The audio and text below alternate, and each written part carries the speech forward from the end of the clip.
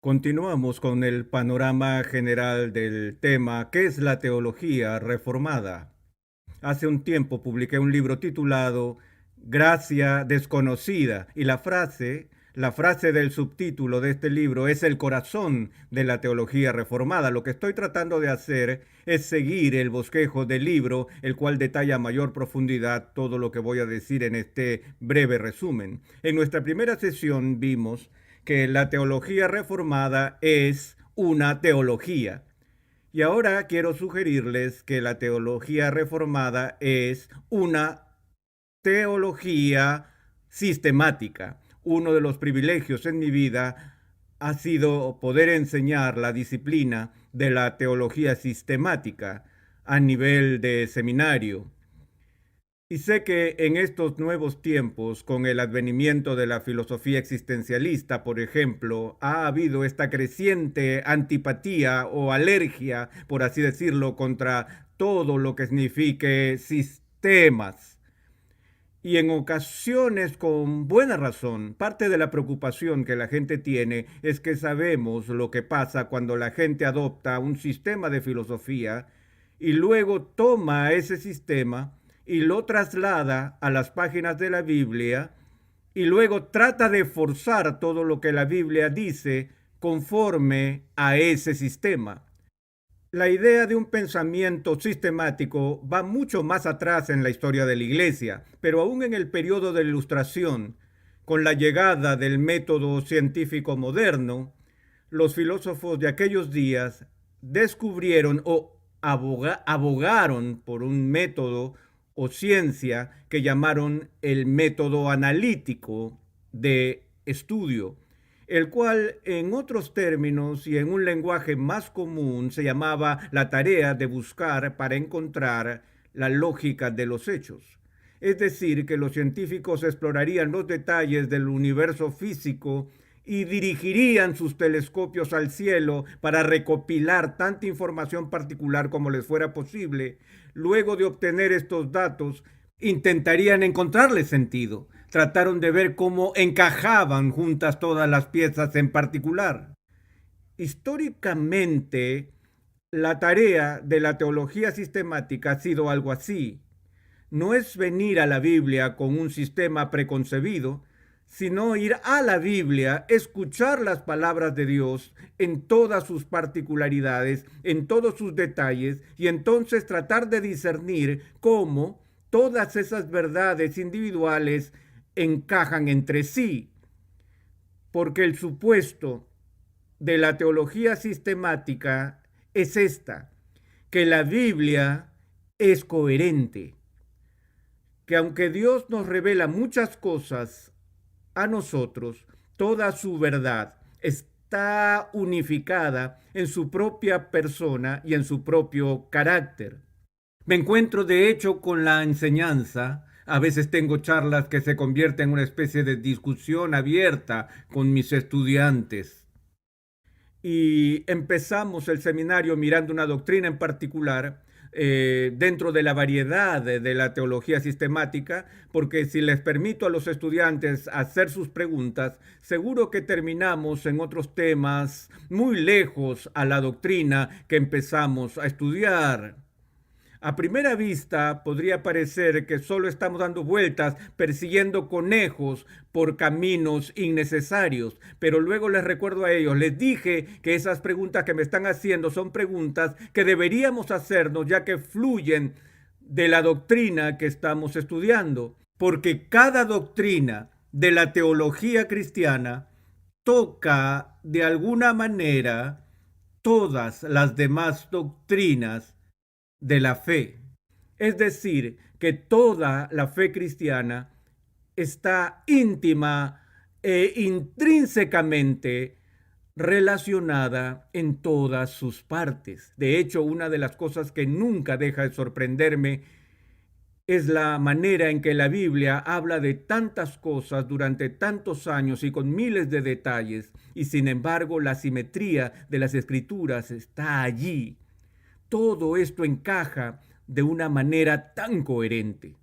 Cuando decimos que la teología reformada es sistemática, eso es lo que estamos diciendo desde el principio, que no estamos tratando de imponer un sistema a las escrituras, sino de encontrar el sistema de doctrina que está en las mismas escrituras, para ver cómo todas las piezas encajan juntas. Ahora, una de las ironías de la teología reformada, y voy a usar la palabra paradoja, a pesar de que a veces choco con esa palabra, les digo a mis alumnos cuando estudiamos teología sistemática que usualmente iniciamos la teología sistemática con el estudio de lo que llamamos teología propia. No hablamos de lo opuesto a la teología impropia, sino que la teología propia se refiere a un enfoque sobre la doctrina de Dios. A diferencia de la doctrina del pecado, la doctrina de la justificación o alguna otra doctrina, sino más bien sobre nuestra comprensión de la naturaleza y el carácter de Dios mismo. Y aquí es donde la paradoja entra en juego. Al inicio de este estudio le digo a mis alumnos que si nos fijamos en los credos y confesiones reformadas y leemos lo que dicen sobre la naturaleza de Dios, tendrán que buscar con mucho esfuerzo para ubicar algo allí que sea claramente reformado. Me refiero a las confesiones de los metodistas y luteranos y episcopales, y todas las demás denominaciones tienen básicamente el mismo contenido y las mismas afirmaciones en sus credos. Todos decimos que Dios es eterno. Todos creemos que Dios es invisible, que Él es espíritu, que Él es inmutable, omnipotente, omnisciente y todas esas cosas de las que hablamos con respecto a los atributos de Dios. Por eso digo, por un lado, no hay nada particularmente distintivo de la doctrina de Dios en la teología reformada que haga la teología reformada diferente de otra teología. Sin embargo, una vez más, aquí está la paradoja. Si alguien me dijera, Roberto, ¿cuál crees tú que es el aspecto más distintivo de la teología reformada? No dudaría en responder a esa pregunta diciendo, es nuestra doctrina de Dios. Ustedes dirán, espera un minuto, me estás mareando con todo esto. Acabas de decir hace un momento, te oímos decir lo que no hay nada particularmente distintivo entre la doctrina de Dios y la teología reformada. Y ahora estás diciendo que al mismo tiempo, paradójicamente, lo que más distingue a la teología reformada es su doctrina de Dios. ¿Qué está tratando de decir? Puedo ver las caras de asombro en aquellos que están sentados justo frente a mí en este mismo instante, cuando hago esta afirmación aparentemente contradictoria y resalto aparentemente. Permítanme tratar de aclarar esto y explicarles lo que quiero decir. Todos los cristianos tienen una afirmación de credo básicamente ortodoxa acerca del carácter de Dios. Pero lo que creo que sucede con frecuencia en otras teologías es que cuando se desvía la atención hacia otra doctrina, hay una tendencia a olvidar su afirmación sobre el carácter de Dios. Y la doctrina de Dios es solo una de muchas doctrinas de la fe, más que la doctrina dominante de la fe. Por ejemplo, nunca en mi vida he conocido un cristiano que me mire a los ojos y me diga que no cree que Dios es soberano. Los cristianos, en esencia, están bastante dispuestos a afirmar la soberanía de Dios. Pero si orientamos el debate en relación a la soberanía de Dios, por ejemplo, con la doctrina de la elección, con las doctrinas de la gracia, en muy poco tiempo habrá una controversia muy seria sobre la naturaleza de Dios. Dios establece todo lo que va a ocurrir. ¿Sabe Él todo lo que va a pasar antes que suceda? Una vez más, si volvemos a preguntar si crees que Dios es omnisciente, la mayoría de los cristianos dirán que sí. Pero luego, cuando exploramos lo que significa que Dios lo sabe todo, ¿estamos hablando de lo mismo? ¿Estamos diciendo que Él lo sabe simplemente porque Él tiene percepción de genio? ¿O decimos que Él sabe todas las cosas porque Él ordena todas las cosas? Es decir, ¿cuál es la relación entre su soberanía con su conocimiento? En teología reformada constantemente probamos nuestra doctrina, volviendo a nuestra comprensión fundamental del carácter de Dios. Y realmente creo que es el único factor central de la teología reformada. O sea que está incansablemente comprometida a mantener la pureza de la doctrina de Dios a través de todos los demás elementos de nuestra teología. Ahora, hay algunas otras cosas que quiero decir sobre la teología reformada, y es que la teología reformada no solo es sistemática, la teología reformada es católica. Ahora, ¿qué quiero decir cuando digo que la teología reformada es católica? Por lo general pensamos en la reforma como una protesta contra el catolicismo. Pero recuerden que la teología que surgió y que se puso al frente del escenario en pleno siglo XVI no fue algo que se inventó por primera vez en el siglo XVI.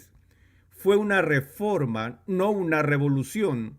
Fue un intento en el siglo XVI de recuperar la fe histórica, apostólica y cristiana. Y en el tiempo de la Reforma, prácticamente todas las iglesias que surgieron de allí continuaron abrazando las verdades católicas de la fe cristiana, es decir, las verdades que abrazaron y confesaron los cristianos de todas las tendencias, de todas las denominaciones y de todas las tradiciones.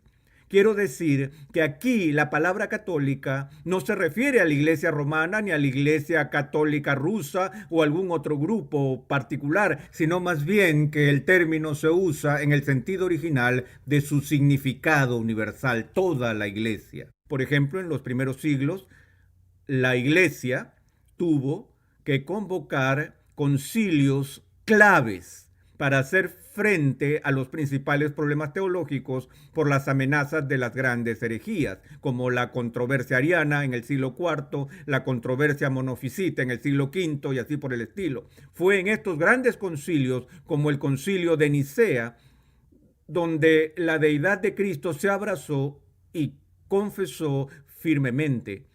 En el siglo V, durante el concilio de Calcedonia, la iglesia confesó su fe, que Cristo es verdadero hombre y verdadero Dios. Ahora, las afirmaciones del cristianismo histórico acerca de la Trinidad, la deidad de Cristo, la expiación de Cristo, estas son afirmaciones que son compartidas por todos los grupos cristianos ortodoxos históricamente. Esas afirmaciones se encuentran históricamente en todos los credos de las diversas denominaciones. Así que tanto los luteranos como metodistas, episcopales y presbiterianos históricamente tienen un gran grupo de doctrinas en común que comparten entre todos ellos. Y esa esencia común del pensamiento cristiano es la base sobre la que descansa toda la teología. Así que cuando hablamos de teología reformada como un distintivo para diferenciarla, por ejemplo, de la teología dispensacionalista o la teología luterana o cualquier otra teología particular de la que estamos hablando, reconocemos ante todo que hay un núcleo común de la doctrina que forma parte de todos esos distintos grupos. Ahora, la razón por la que digo eso es por la tendencia que hay de pensar en teología reformada como si esta fuera el distintivo de la teología reformada. Algunos me dicen, háblame de la teología reformada, ¿no es de los 5 puntos del calvinismo? Y yo digo, pues sí, los 5 puntos del calvinismo tienen mucho que decir y mucho que ver con la fe reformada. Y vamos a explicar esos conceptos más adelante en esta serie. Pero, pero sería un grave error de la teología reformada pensar en ella exclusivamente en términos de nuestros distintivos. hay que recordar que esas doctrinas descansan sobre una base común que compartimos con muchos otros grupos cristianos. Es decir, tenemos la fe católica. Ahora bien, además de esto, toda teología reformada es evangélica. Ahora, este es un segundo gran título que estamos usando. El primero era católico y este es el evangélico. Ahora, todos los que son evangélicos en el sentido histórico también son católicos. No todos los que son católicos son evangélicos, pero todos los que son evangélicos comparten la doctrina común de la Iglesia Universal con todos los demás. Ahora, no todo el que es evangélico es presbiteriano o luterano o metodista o cualquiera de estas otras denominaciones, de modo que no todo el que es evangélico es reformado. Pero todo el que es reformado en el sentido histórico del término también es evangélico.